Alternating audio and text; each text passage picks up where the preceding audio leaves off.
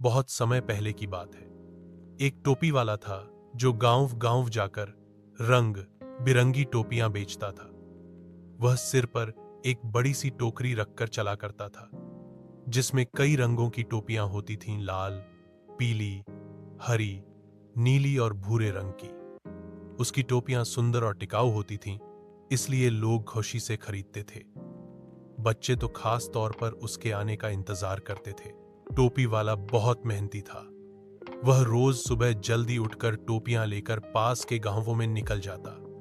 दिन भर की तेज धूप, धूल और थकावट के बावजूद वह मुस्कुराता रहता। एक दिन वह दूर के एक गांव से लौट रहा था। दिन गर्म था, सूरज सिर पर चमक रहा था और गर्म हवा चल रही थी। चलते चलते वह काफी थक गया। रास्ते में उसे एक बड़ा हरा भरा पेड़ दिखाई दिया। पेड़ की छाया बहुत घनी थी और वहां ठंडी हवा चल रही थी। टोपी वाला बहुत खुश हुआ। उसने सोचा, थोड़ी देर इसी पेड़ की छांव में बैठकर आराम कर लेता हूं, फिर आगे बढ़ूंगा। उसने अपनी टोकरी जमीन पर रखी और सिर टिकाकर लेट गया। कुछ ही देर में वह गहरी नींद में चला गया। लेकिन उस पेड़ पर कई शरारती बंदर रहते थे। वे बहुत नटखट थे और हर चीज में मजा खोजते थे। जैसे ही उन्होंने जमीन पर टोपियों से भरी टोकरी देखी, उनकी आंखें चमक उठीं।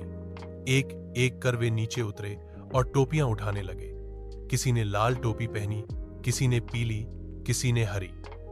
सभी बंदर टोपियां पहनकर पेड़ पर चढ़ गए और आपस में उछल कूद करने लगे। कुछ देर बाद टोपी वाले की नींद खुली। उसने अपनी टोकरी की ओर देखा और हैरान रह गया। वह खाली थी। उसकी सारी टोपियां गायब थीं। वह परेशान होकर इधर उधर देखने लगा। तभी उसकी नजर ऊपर गई और वह दंग रह गया। पेड़ पर सारे बंदर उसकी टोपियां पहने बैठकर उसे ही देख रहे थे। टोपी वाला पहले तो बहुत गुस्सा हुआ। उसने चिल्लाकर कहा, अरे नटखट बंदरों, मेरी टोपियां वापस दो। मैं बेचने के लिए गांव गांव घूमता हूं और तुमने मेरी सारी मेहनत मिट्टी में मिला दी। लेकिन बंदरों पर कोई असर नहीं हुआ।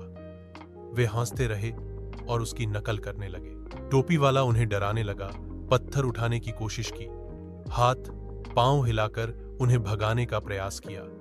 लेकिन बंदर उसकी हर हरकत की नकल कर रहे थे। तभी उसके दिमाग में एक तरकीब आई। उसने सोचा, अगर ये बंदर मेरी नकल कर रहे हैं तो मुझे बस वही करना है जिससे वे टोपियां वापस फेंक दें। उसने चुपचाप अपनी सिर की टोपी उतारी और जमीन पर फेंक दी। बिल्कुल वैसा ही हुआ जैसा उसने सोचा था। बंदरों ने भी अपनी अपनी टोपियां उतारी और जमीन पर फेंक दी। टोपी वाला खुशी से झूम उठा। उसने फटाफट सारी टोपियां इकट्ठी की, टोकरी में रखीं और मुस्कुराते हुए आगे बढ़ गया। चलते चलते वह सोचने लगा, कभी कभी बुद्धि और धैर्य से वह काम हो जाता है जो गुस्से या जोर से नहीं हो सकता।